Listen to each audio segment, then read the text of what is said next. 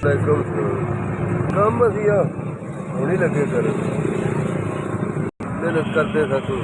ਕਦੀ ਮੁੰਡੀ ਲਾ ਲਈ ਕਦੀ ਕੋਈ ਕਰ ਦਿਹਾੜੀ ਦਾ ਪਾਣੀ ਕਦੀ 100 ਹੋ ਜਾਂਦਾ ਕਦੀ 200 ਹੋ ਜਾਂਦਾ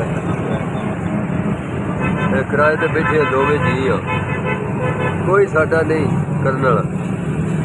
ਅੱਲਾ ਦਾ ਆਸਰਾ ਹੋਰ ਕਿਸੇ ਦਾ ਆਸਰਾ ਨਹੀਂ ਕੀ ਮਦਦ ਕਰ ਸਕਦੇ ਨੇ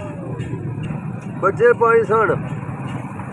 ਉਹ ਛੱਡ ਆਏ ਉੱਥੇ ਗੁਜਰ ਵਾਲੇ ਜਦੋਂ ਦਿੰਦੇ ਲਈ ਤੇ ਗਏ ਕੋਣੀ ਤੇ ਅਸੀਂ ਇੱਥੇ ਆਪਣਾ ਕਿਰਾਏ ਤੇ ਆ ਲਗੇ ਉਹ ਬੱਚਿਆਂ ਨੂੰ ਕੀ ਕਰਨਾ ਜਦੋਂ ਬੱਚਿਆਂ ਦੀ ਕਮਾਈ ਨਹੀਂ ਖਾਣੀ ਤੇ ਸਾਰਾ ਬੱਚਿਆਂ ਦਾ ਨਾਂ ਕੀ ਲੈਣਾ ਹਾਂ ਹਾਂ ਦੋ ਜੀਆਂ ਕਮਾਉਂਦੇ ਆ ਤੇ ਖਾਂਦੇ ਆ ਕਦੀ ਕਿਸੇ ਕੋਲ ਕਦੇ ਹੋਣ ਤੇ ਤਾਂ ਵੀ ਟੈਨਸ਼ਨ ਨਾ ਹੋਣ ਤੇ ਤਾਂ ਵੀ ਟੈਨਸ਼ਨ ਹੈ ਉਹ ਤਾਂ ਠੀਕ ਹੈ ਜਨ ਪੱਕੀ ਹੋ ਜਾਂਦੀ ਹੈ ਫਿਰ ਅਸੀਂ ਕੋ ਨਹੀਂ ਹੁੰਦੀ ਹੈ ਦਾ ਕਰੀਦਾ ਹੈ ਮੌਲਾ ਤੇਰਾ ਸ਼ੁਕਰ ਹੈ ਲੱਖ ਲੱਖ ਦੇ ਹਜ਼ਾਰ ਮੇਰੇ ਸ਼ੁਕਰ ਹੈ ਮੇਰੇ ਮੌਲਾ ਇਹਨੇ ਜਰੂਰ ਗਿਆ ਸ਼ੁਕਰ ਹੈ ਅੱਲਾ ਦਾ ਸ਼ੁਕਰ ਦਵਾਈ ਦੇਣੀਆਂ ਨੇ ਅੱਛਾ